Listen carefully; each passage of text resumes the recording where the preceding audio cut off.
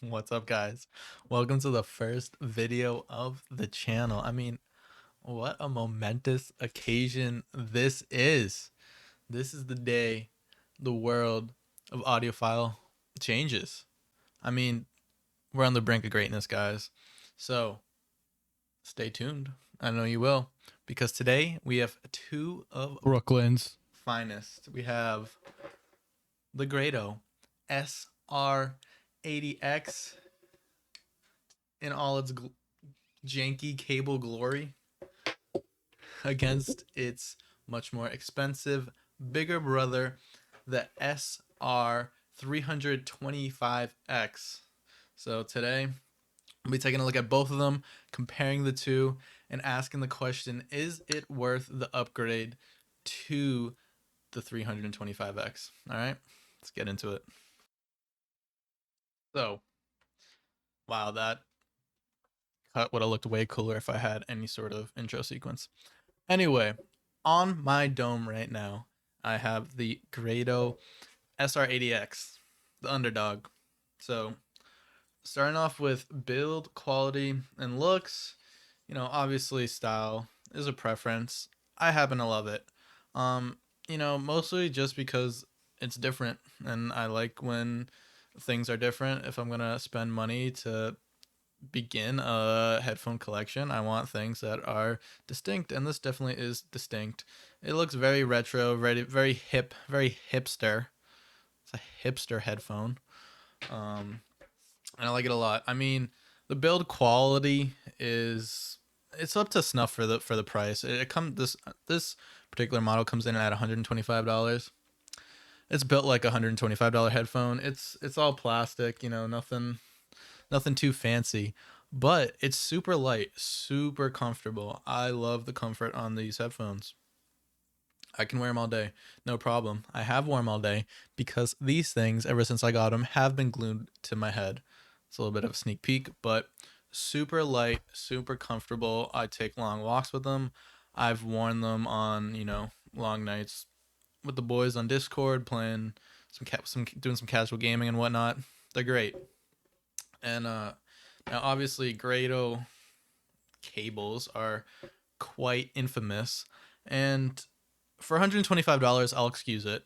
Obviously it kind of sucks. It kind of twists in all these weird ways and you can't really untwist it. It's also quite long, which, I don't know how many people are using this at their desktop as a desktop headphone. I mostly use it as sort of portable carry around type of thing around the house. So it's quite long, but I have a solution. Check this out. So a lot of people's solution to the cable is to actually, do the detachable cable mod, but I don't know how to solder. So I had my own solution. I bought myself an audiophile grade sweatshirt. It's great. It's wonderful. It's comfy and it's functional. So what you do, you bunch up the wires like this and then put them in your pocket and you stick them right through this hole, right here. And boom, short cable. You don't got to worry about it. So if you're thinking about buying this headphone, definitely take a trip to your local Goodwill. See if you can find some hoodies with holes in them. Anywho, carrying on to the sound. And as I stated before, I really enjoy these headphones. So starting with bass. These have very impressive bass for an on-ear open back headphone. They punch pretty well. They really punch pretty well. And I tried the older generation SR80e headphone, and that had good punch and slam too for again an on-ear cheap open back headphone. But this one seems to bring a little bit more warmth into the mix. So it actually has a bit more, upper bass, lower mid boom. And I think it works really well for these headphones because Grados are pretty notorious for being shouty headphones, which these are, but that lower, mid, upper bass bleed helps to balance that frequency out and makes it, I think, a much more enjoyable listen overall. It's not very different compared to the SR80E. If you have that headphone, I don't know if it's worth going out and getting these. I mean, perhaps it's cheap, so if you really love that headphone and you know you want a little bit more of that warmth, go for it. Um, but overall, no complaints. You know, it's not, the bass isn't fast. It's not technical. It's not super textured. It's not bringing a high fidelity sound at a bargain price. But for the price, I think it's wonderful. Um, Going on to the mid range again, shouty. It it is shouty. It's not unbearable. Um, I happen to like a shoutier headphone. I just like the sort of vocal intimacy it brings.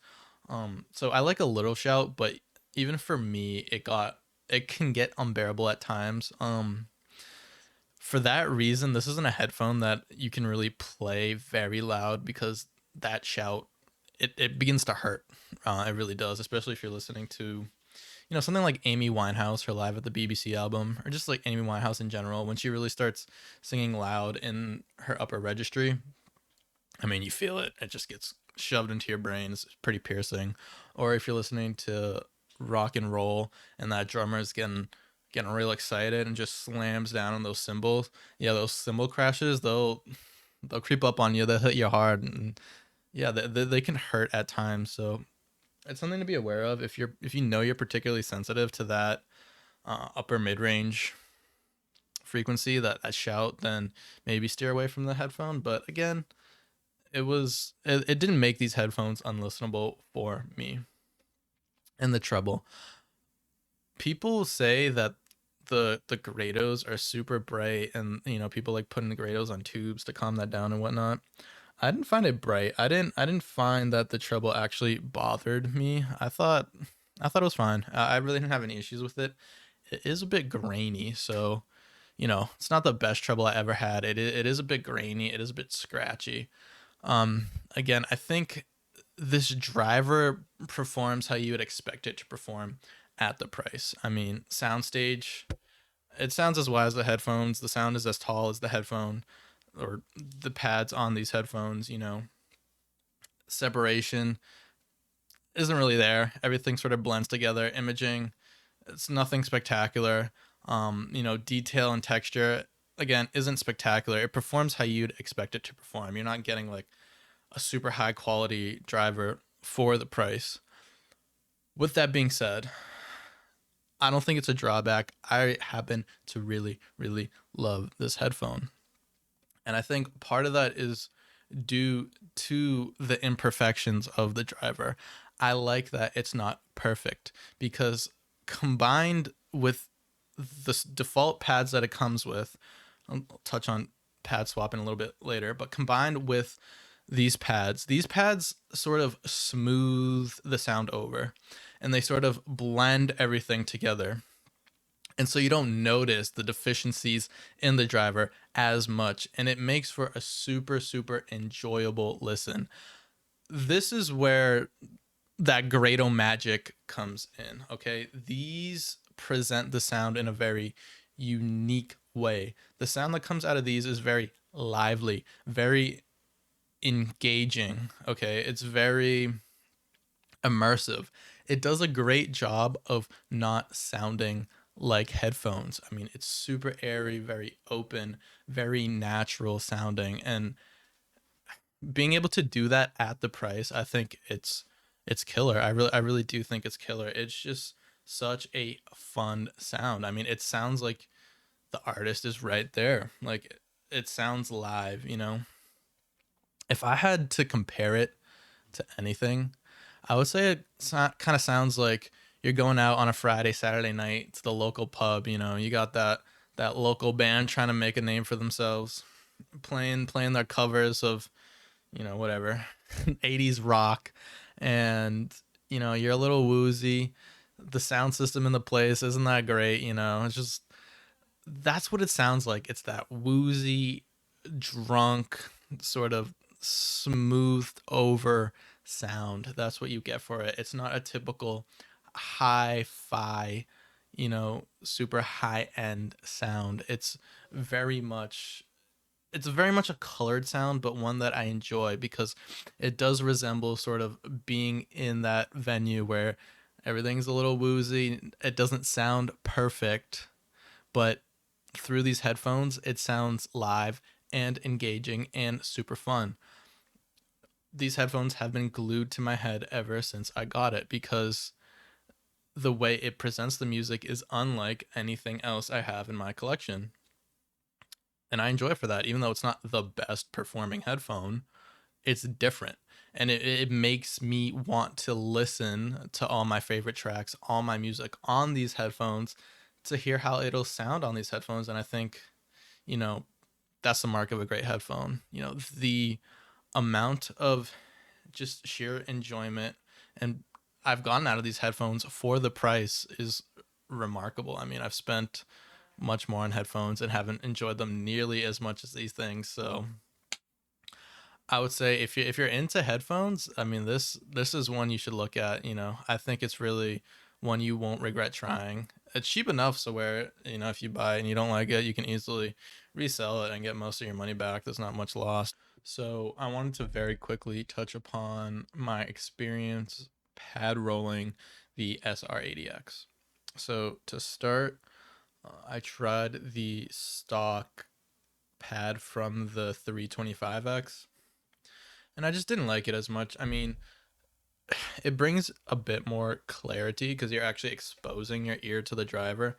But again, the SR80X's driver isn't anything to write home about. It's just an average driver for the price. So you're not really getting a whole lot of like detail retrieval by removing that foam barrier from your ear to the driver.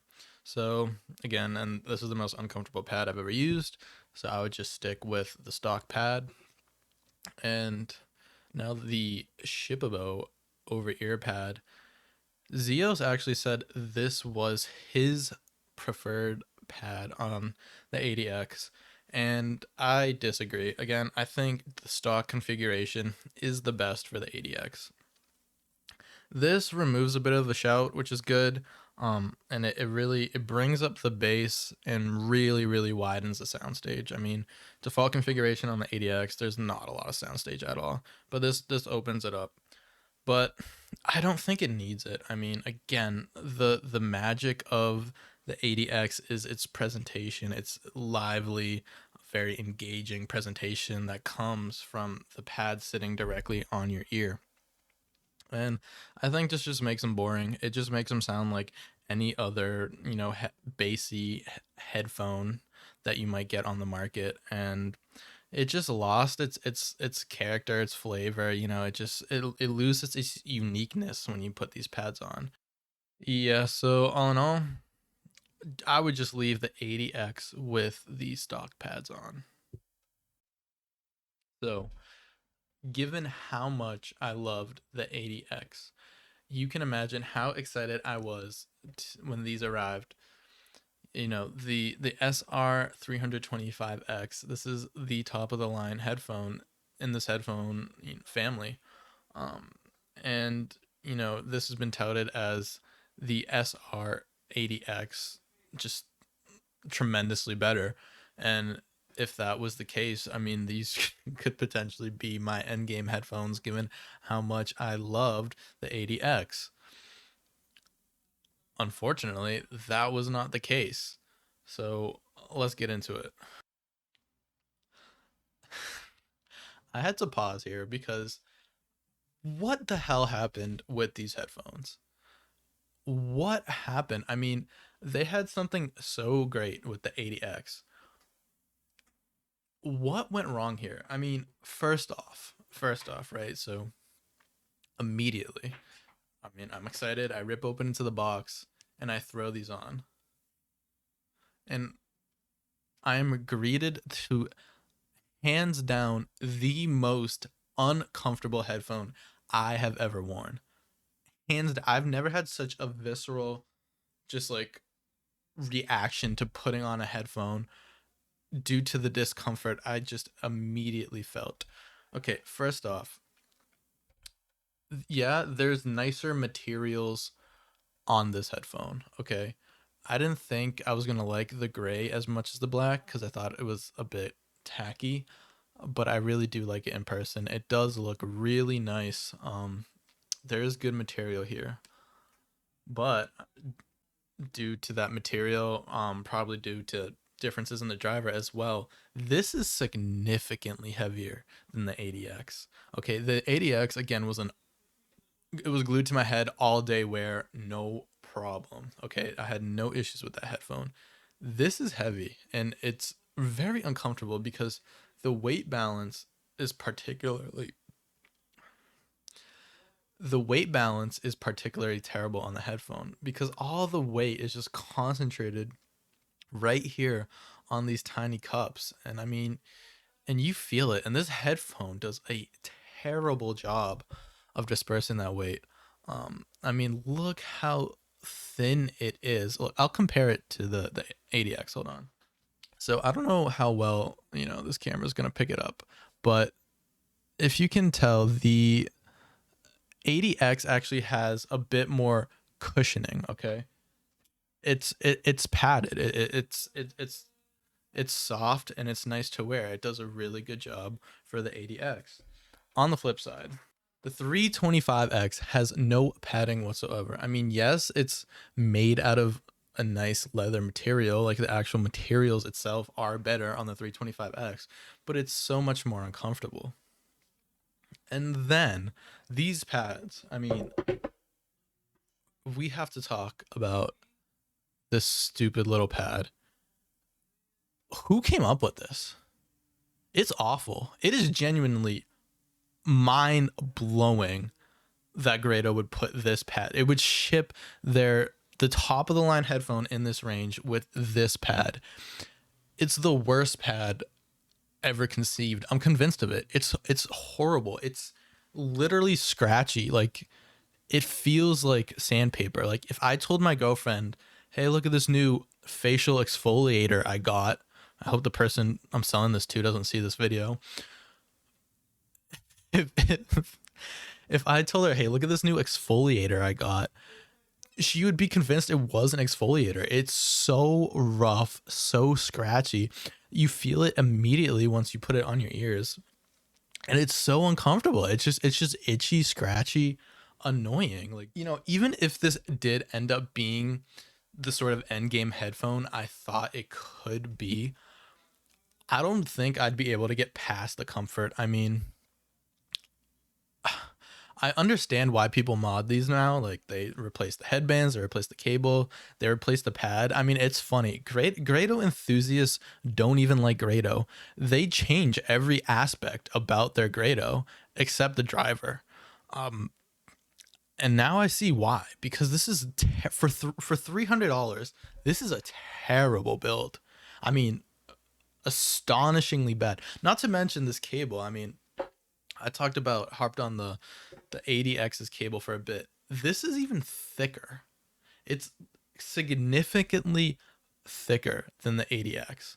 So they give you a heavier headband with the most uncomfortable pads I've ever worn in my life, mixed with an even thicker, more just garden hose cable.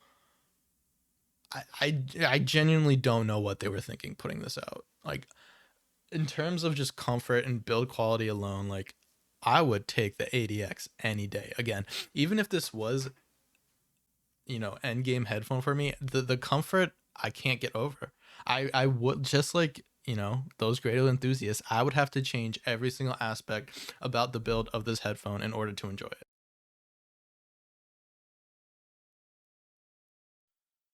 But moving on to the sound with these things.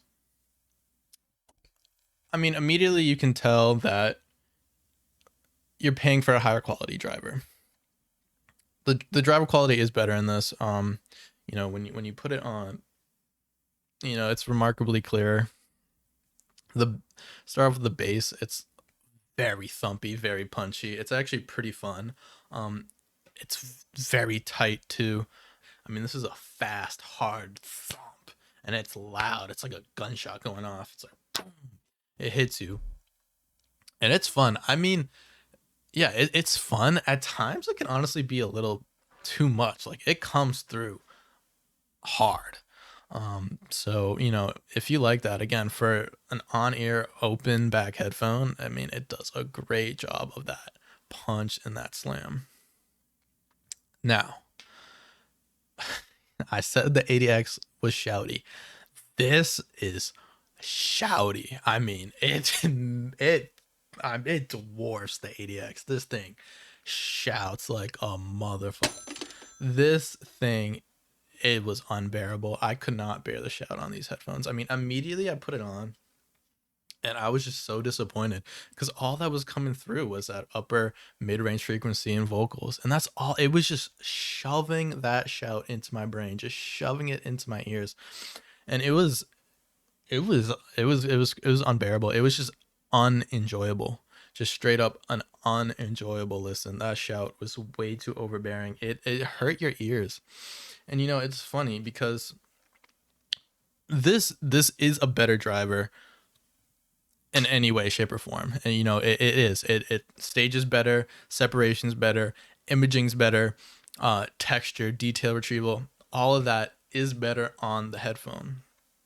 However, I had my girlfriend compare the two. I didn't tell her which one was which. I just let her hear it for herself. And she actually perceived the 80X as having more space, better soundstage, and more detail. And I think that's largely just due to the fact that that upper mid-range frequency is just masking and dwarfing all the other frequencies. That's all you hear. That you just hear that piercing shout, and it's really tough, man. I really do not enjoy it whatsoever. I mean, yeah, you can put it on tubes. I put it on my little Valley 2 hybrid tube. It sounded a bit better, but man, I could not listen to these without any sort of like EQ to try to bring it down. Like it was terrible. I don't know what went wrong. It is just whereas the 80X was such a lively, enjoyable, just like breath of fresh air, open, engaging listen, man. It just shoves that shout down your ear, and it's not good. I mean, treble is better on this. I mean, it's quicker, it's sharper, it sounds more like treble. It doesn't have that grainy quality that the 80X have, but again, it doesn't matter. Like you don't want to listen to it. And so I was just so disappointed with this thing. I heard reviews of this and people, even on Reddit forums and whatnot, and people are like, yeah, I heard the 80X and I heard the 325X, and the 325X just blows it out of the water.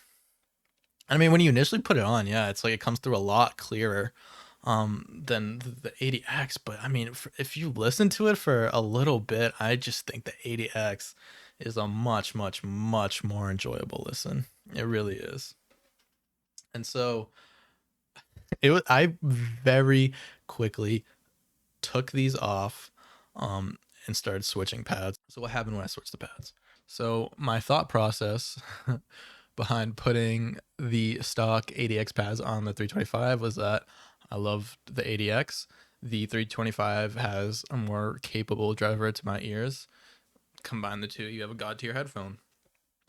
But of course, unfortunately, that was not the case.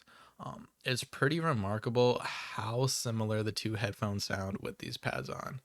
I think anyone, especially someone without a trained ear, not that I have a very trained ear, I'm pretty new to this hobby, but I think anyone in a blind test would be hard pressed to pick out which was the more expensive headphone.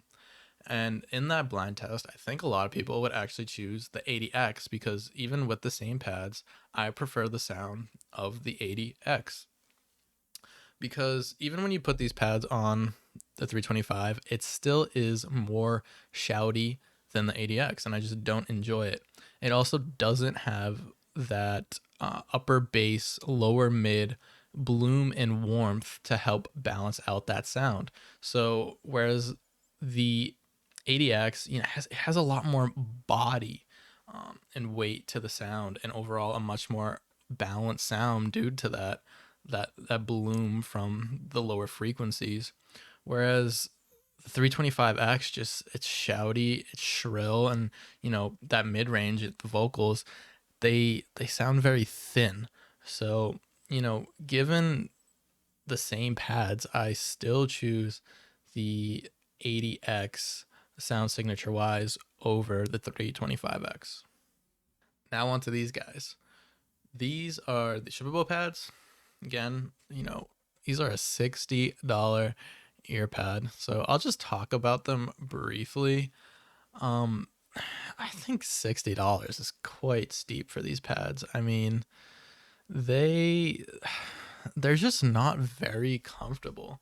The padding, this edge area that actually touches your ear, it's pretty thin, so it's not very plush on the ear, and it's kind of hard. It doesn't sit very well on the ear, and also this the spacing inside the pad is so small. I mean, anyone over the age of like 6 months, I don't think their ear is gonna fit in this pad. Like it just touches my ear all around. It's just not comfortable at all. Couple that with the fact that the actual ear cups of the 325X are heavy, and all the weight is in those ear cups. So when you have these on and the 325X on, you actually feel the driver pressing down on your ear, and it just makes it very uncomfortable for any extended period. I mean, within 20 minutes, I was already uncomfortable. So comfort wise, I do not like these pads.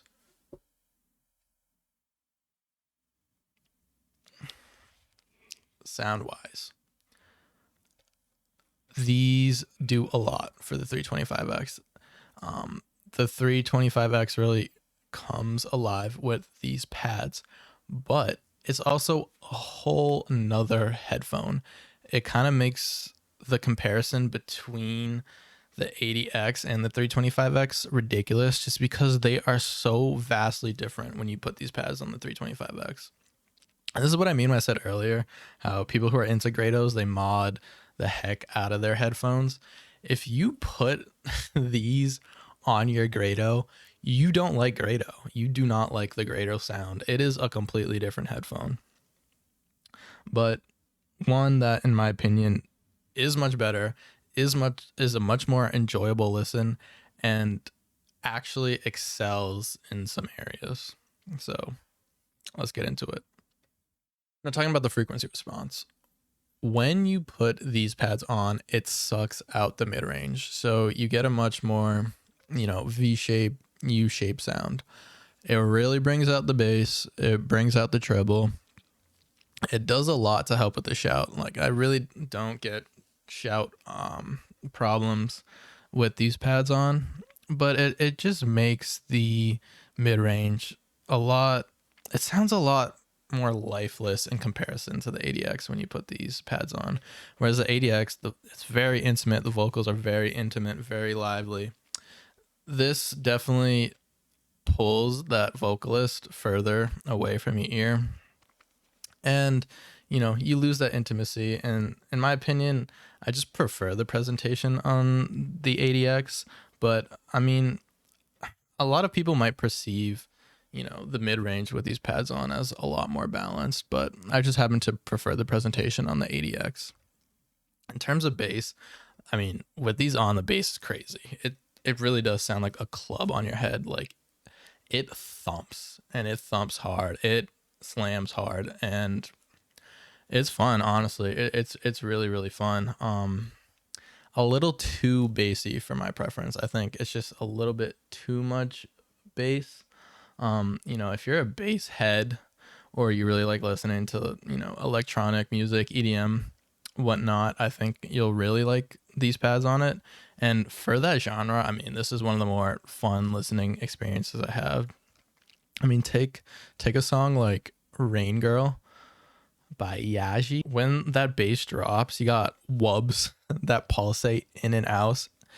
And you can really hear those wubs coming in and shrinking and then going out and expanding. So it's really fun for like electronic music that's mixed really well. Super super fun. But again, the bass is just a little bit too much for my preferences, and for all other genres, I thought it was just a bit too much. And again, the treble, it brings out the treble a lot. You get a lot of sparkle with these pads on, which again makes it good for those genres. Um, it wasn't too fatiguing or too bright. Maybe just a tad too hot in the treble region for my liking. Um, but it doesn't have that grainy, gritty quality that you got with the 80X. So it's definitely better treble quality.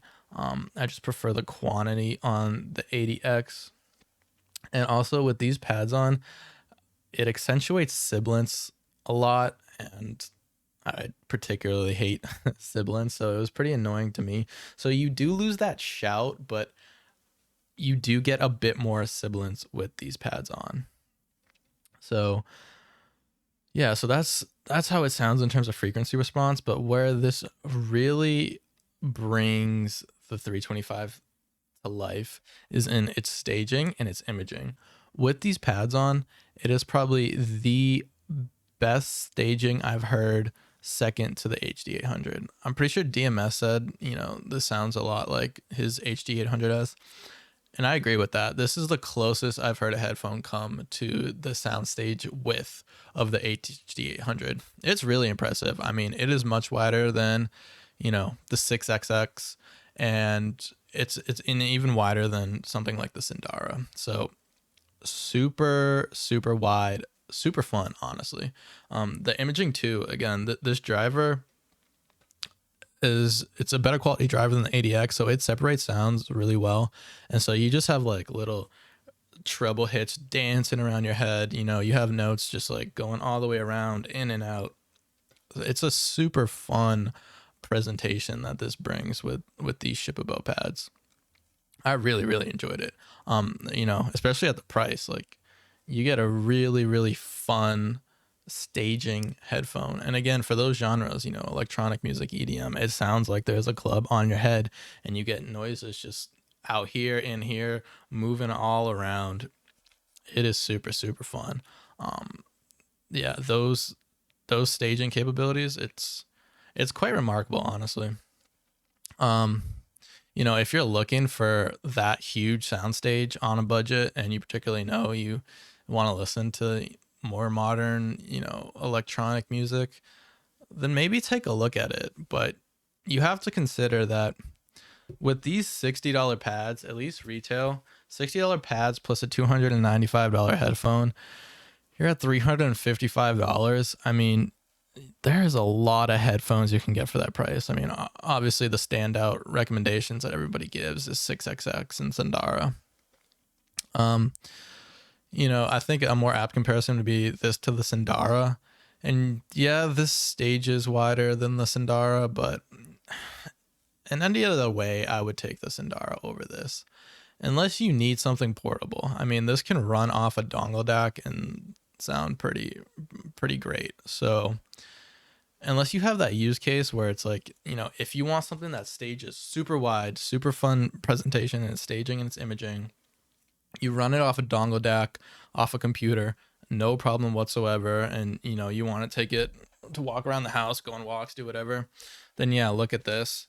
But other than that, it's a pretty hard recommendation. So all in all, I think Grado peaked with the 80X. By all metrics, I enjoyed this a lot more than the 325X in terms of comfort, in terms of sound. I just think they nailed it with this. I have nothing but praise for this. I just have nothing but bad things to say about the 325X, especially in its default configuration. I just don't like it at all. And it's interesting because you hear in that budget tier, you hear people recommend Grados a lot. But when you start getting above that sort of $150, $200 price category, you don't hear people recommending Grados. They don't really play ball. They don't really compete in the upper echelon of the headphone world. And I understand why. I mean, I'll have to try more Grados to really, see. I mean, because they get expensive. They get way more expensive than the 325x. So I'll have to see how those sound eventually. But it's not looking good. It's not looking good. But anyway, wholly recommend trying out a pair of the 80x. I think they're great. Really, I think they're phenomenal. I've had such a blast with these. Save your money, get these, maybe do a cable mod, swap out the headband, have some fun with these, play around with them.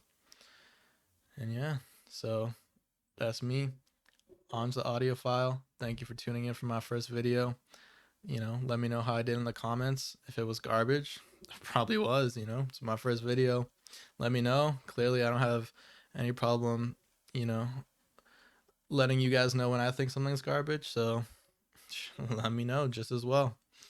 All right, I'll see you guys.